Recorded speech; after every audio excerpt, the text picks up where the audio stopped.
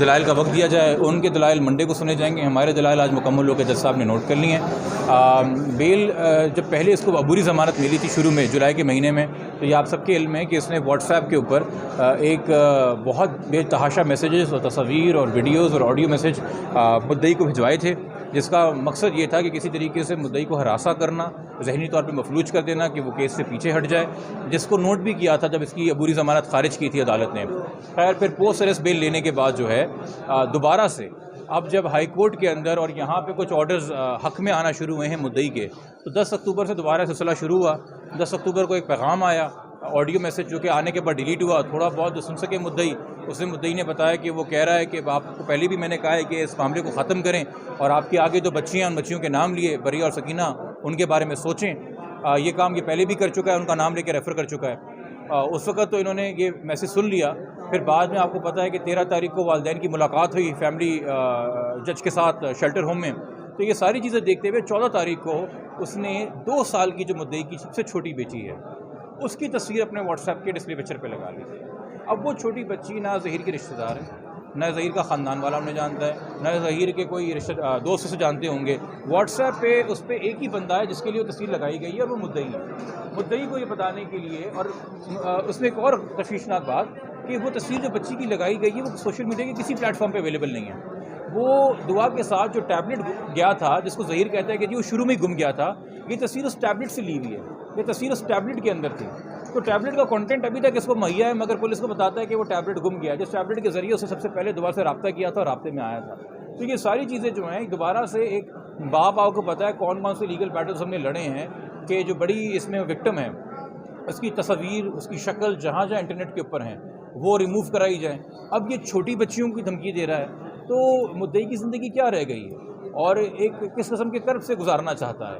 تو ہم ٹھیک ہے, ہم وکیل ہیں, عدالتیں ہیں مدد کرنے کے لیے, مگر یہ جو معاملات ہوتے ہیں ریلیٹڈ آپ کی ریپیوٹ سے, آپ کی تقدس سے, یا آپ کی فیملی کی پریویسی سے, یا جو ہم جس کو چادر اور چار دیواری کہتے ہیں, یا گھر کا جو کہ کہتے ہیں وہ ایک پریویسی ہوتی ہے, اس کو جب آپ وائلیٹ کرتے ہیں تو اس کا ٹراما یا جو اس کے آفٹر افیکٹس ہیں وہ آپ کو ایک سوشل بیک لیش ملتا ہے. آپ کو لوگ دھتکارتے ہیں, آپ کے لوگوں کو طرح طرح کی باتیں کرتے ہیں, اور پتہ نہیں کن کن کو لوگوں کو بٹھا کے آن لائن کے بارے میں آلریڈی باتیں کیا کیا کی جا چکی ہیں.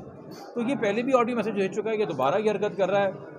ہمارا کام تھا عدالت کو بتانا. ہم نے کوئی اس کی بیل کینسلیشن سپریم کورٹ میں یا ہائی کورٹ میں پہلے فائل نہیں کی. ہم کوئی اس بزد نہیں تھے کہ بس اس کو ہم نے جیل میں ہی دیکھنا ہے, اس کو جیل میں سڑتا دیکھنا ہے, ہر حال میں اس کی بیل کینسل کرنی ہے.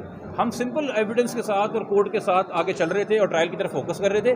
اس نے وائلیٹ کی اپنی بیل, اس نے رابطہ کیا خود سے, اس نے تصاویر اپلوڈ کی, اس نے وہ پہل کی, جس کے بعد ہم مجبور ہوئے کہ ہم عدالت کو آگے آگاہ کریں کہ یہ بیل کنسیشن مس یوز کر رہا ہے, جس پہ عدالت پابند ہوتی ہے کہ وہ بیل اگر کنفرمڈ ہے اس بات سے کہ یہ مس یوز کے زمرے میں آتا ہے, یہ پرسویشن کے کہ مدعی کو پرسویٹ کیا جا رہا ہے کہ اس سے پیچھے ہٹ جاؤ, اس کے زمرے میں آتا ہے, تو وہ بیل خارج کر سکتی ہے. تو یہ ہمارے دلائل تھے آج, اور منڈے کو ملزم کا وکیل آ کے اپنے دلائل دے گا.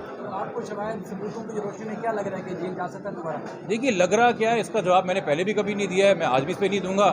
یہ ہمارا کام ہوتا ہے دلائل دینا, چیزیں عدالت کے سامنے رکھ دینا, پھر یہ عدالت کی ثوابدید ہے. ایسا ایویڈنس ہے کہ جیل جانا بنتا ہے؟ دیکھیے آپ اپنی آپ کو رکھ کے دیکھیے کہ اگر کسی انسان نے آپ کی 13 سال کی بچی کو اغوا کی ہو, یا آپ کا موقف ہو کہ آپ کی بچی کو اغوا کر کے لے گیا ہے, اور پنجاب میں کن کن شہروں میں گھومتا پھرتا رہا ہے, اور 3 مہینے تک پتہ ہی نہیں بچی کا کچھ تھا, اور اس کے بعد اس نے وہ شادی کا جو بھی ڈھونگ ڈرامہ یا دعویٰ کیا ہے, اور اب پھر وہ آپ کو آپ کی چھوٹی بچی کا نام لے کے ان کی تصاویر بھیج رہا ہے, تو آپ کیا ویو فارم کریں گے؟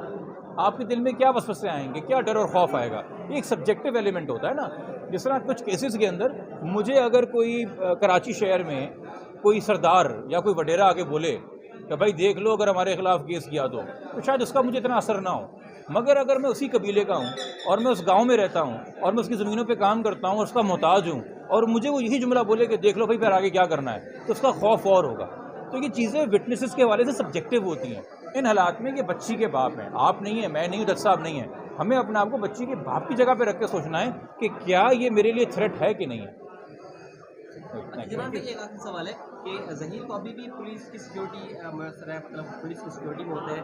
پولیس کی سیکیورٹی میں ہونے کے باوجود وہ ایسے میسیجز کرنا, کیا پولیس کی کارکردگی پر کوئی سوال کرتا ہے؟ تو جو پہلا میسیج اس نے بھیجا تھا سب سے پہلے, جس دن اس کو پوری ضمانت ملی تھی, وہ یہ تھا کہ ABCC کے دفتر میں آ کے مجھ سے ملو, معاملہ ختم کرتے ہیں.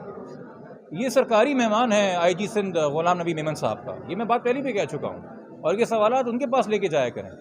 ایک چیز ہے کہ کورٹ کی جو پروٹیکشن کی ہائی کورٹ کے آرڈر کو بیس بناتے ہیں، سول میں کچھ ایسے لوگ ہوتے ہیں جو مشکوک بھی ہیں، لگتا ہے کہ وہ میڈیا کو ڈرانے دھمکانے کے لیے بھی ان کے ساتھ آتے ہیں، وہ پولیس کے ہیں کس کے ہیں، کچھ آئیڈیا لگ سکتا ہے یا کورٹ؟ نہیں مجھے نہیں ہے، مگر اگر سول کے اندر کوئی ایسا انسان ہے جو وردی میں نہیں پہنا ہوا اپنے آپ کو پولیس افسر ڈکلیئر نہیں کر رہا، اس کو ہنڈا ہی سمجھیے، اسے ڈرنے کی ضرورت نہیں ہے۔ پولیس جب بھی ڈیوٹی کے اوپر ہوتی ہے تو اس کا کام سول میں ہونا نہیں ہے، اس کا کام پولیس کے کپڑوں میں ہونا ہے، اور اگر آپ کسی کو سول کپڑوں کے اندر کسی سے بحث ہوتی ہے، ہاتھا پائی ہوتی ہے، آپ کو الہام تھوڑی کہ پولیس والا ہے، وہ کیوں اس طرح کے گیٹ اپ میں آ رہا ہے کہ آپ کو خاص طور پہ کورٹ کے پریمیسز میں تو کوئی نہ کسی کو ڈرا سکتا ہے نہ ہراس کر سکتا ہے، تو میڈیا کو خوفزدہ ہونے کی ضرورت نہیں ہے، رسپانسبل رپورٹنگ کریں مگر کسی کے ڈر و خوف میں بھی نہ آئیں۔